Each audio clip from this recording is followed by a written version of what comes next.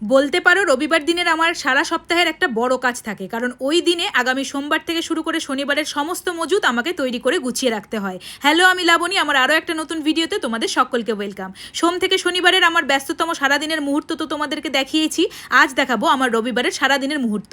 আজ রবিবার, বরেরও ছুটি, কিন্তু কাজ ডবল। এখন বাজে সকাল 9টা, আমাদের তিনজনের ব্রেকফাস্ট তো হয়ে গেছে। ছেলেকে আমি আমদুধ দিয়ে ছাতু খাইয়েছি, আর আমি আর আমার বর ডিম পাউরুটি খেয়েছি, মানে ডিম টোস্ট। এদিকে সারা সপ্তাহের একটা বড় লিস্ট করে বরকে ধরিয়েছিলাম, যেটার মধ্যে থেকে কিছু বাজার ব্লিঙ্কিট থেকে অর্ডার করে দিয়ে বাকি বাজার করতেও নিজেই চলে গেছে বাজারে। যেহেতু ব্লিঙ্কিটে মালপত্র 10 মিনিটেই পেয়ে যায়, ওই জন্য পার্সেল বাইরে আসতেই আমি গিয়ে ওটা রিসিভ করে নিয়ে আসলাম। ওটাই বার করে নিচ্ছি। ব্লিঙ্কিট থেকে কোনগুলো অর্ডার দিয়েছে সেগুলোই দেখছি। ব্লিঙ্কিট থেকে সাধারণত সবজি খুব কমই অর্ডার দেওয়া হয়, বিশেষ করে তখন যখন বর নিজেই বাজার যায়। তবে জানি না ব্লিঙ্কিট থেকে গ্রসারির পাশাপাশি এইগুলো কেন কিনেছে, নিশ্চয়ই কম দামে পেয়েছে, এটাই হবে। সবগুলো মানে সারা সপ্তাহের মালপত্র একসাথে এসে ঢেলে ফেললে আমার ঘরে যা জায়গা ছোট, এক জায়গায় পাহাড় হয়ে যাবে, তার মধ্যে আমার বাচ্চা সব ছিটিয়ে দেবে। তাই যেগুলো এসেছে সেইগুলোই নিয়ে আগে গুছিয়ে রেখে দিচ্ছি। ওই যে বললাম রবিবারেই আমাকে আগামী সোম থেকে শনি মানে গোটা এক সপ্তাহের সমস্ত বাজার গুছিয়ে রাখতে হয়, সেইগুলোই করছি। দেখলাম গাজর, ক্যাপসিকাম, বিট, পটল, লেবু এইগুলো ব্লিঙ্কিট থেকে অর্ডার করেছে, তাই সেইগুলোর জায়গায় আলাদা আলাদা করে গুছিয়ে রেখে দিচ্ছি, যাতে প্রয়োজন পড়লে চট করে বার করে নিতে পারি। এইদিকে সারা সপ্তাহের 7খানা দুধের প্যাকেট, দইয়ের প্যাকেট, বাটার, চিজ এইগুলো ভালো করে সেইগুলোর জায়গাতেই গুছিয়ে রেখে দিলাম। গ্রসারির মধ্যে থেকে যা যা অর্ডার করেছে সেগুলো পরে ঢালার সময় পাবো না বলে বর বাজার করে আনার আগেই বাচ্চাকে নিয়ে এক এক করে এই কাজগুলো সেরে ফেলছি। আমার বরের আবার বাজার করতে অনেকক্ষণ সময় লাগে, প্রায় 2 ঘন্টারও বেশি। বিশেষ করে আরো গোটা সপ্তাহের বাজার করার জন্য মাছ মাংস থেকে শুরু করে শাকসবজি এবং গ্রসারিটা, যেটা অবশ্য ব্লিঙ্কিট থেকেও বেশি কেনে। তবে এর ফাঁকে আমি আমার কাজগুলো সেরে নিচ্ছি। এখন বাজে ওই সকাল 11:15, ও সবে বাজার থেকে ঢুকলো, আর আমি বললাম একটু মাছ মাংসগুলো ধুয়ে দাও, ও ওইগুলোই ধুয়ে দিচ্ছে। আর এইদিকে আমি আমার বাচ্চাকে স্নান করিয়ে নিচ্ছি। আমার বাচ্চাকে সপ্তাহে 2 দিন শ্যাম্পু করায়, আজ দেখলাম প্রায় 4 দিন হয়ে গেছে ওকে শ্যাম্পু করানো, তাই ওকে ভালো করে শ্যাম্পু করিয়ে স্নানটা করিয়ে দিলাম। এখন অবশ্য ঘুমানোর সময় আমার বাচ্চার হয়নি, কারণ ওর ঘুমোতে 12টা বাজে, তাই একে স্নান করিয়ে ওর বাবাকে ধরিয়ে আমি সারা সপ্তাহের আনা মাছ মাংসগুলোকে ভালো করে কন্টেনারে ভরে ফ্রিজে রেখে দেবো।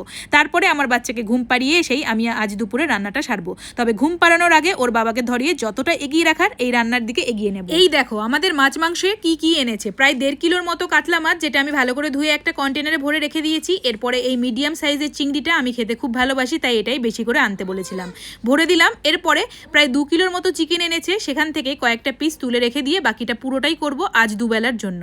আর এছাড়াও অনেক রকমই মাছ আনা হয়, তবে আজ আর আনেনি। দেখলাম এই 2টো পোনা মাছ নিয়ে এসেছে, বলল এটা আমায় বানিয়ে দেবে, তো রেখে দিলাম, কাল বা পরশু বানিয়ে দেবো।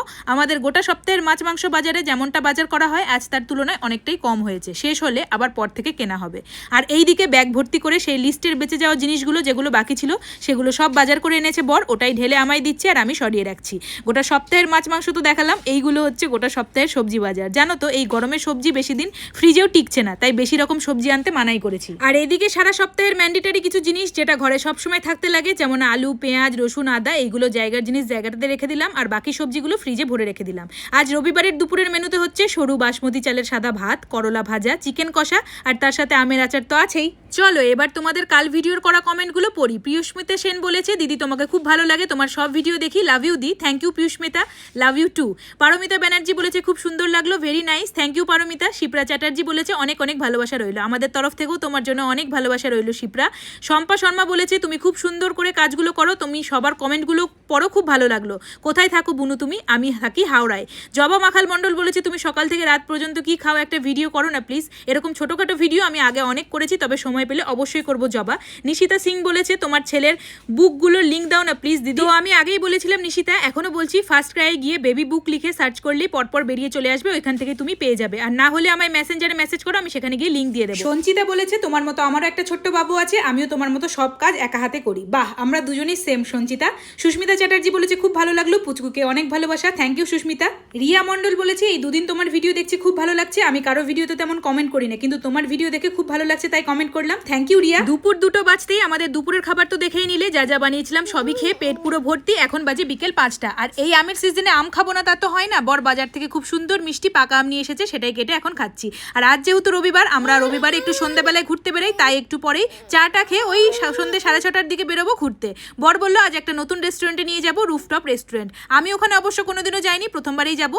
গুগলের ম্যাপ দেখেই ধরে চলে গেলাম রেস্টুরেন্টের উদ্দেশ্যে। তবে আমাদের বাড়ি থেকে খুব একটা বেশি দূরত্ব না, ওই আধা ঘন্টার মতো। খুব সুন্দর একটা অ্যাম্বিয়েন্স দেখে মনটাই ভরে গেল, আর যেহেতু সন্ধ্যাবেলা তাই ভিউটাও রুফটপ থেকে দুর্দান্ত লাগছিল। রেস্টুরেন্টে বেশ চারিদিকটা ঘুরে অর্ডার দিয়ে দিলাম কিছু সন্ধ্যের খাবার। যেহেতু চা খেয়ে এসেছিলাম বললাম সন্ধ্যের কোনো খাবার খাওয়া হয়নি, তাই মেনলি এখানে সন্ধ্যের খাবারটাই খেতে চলে এসেছি।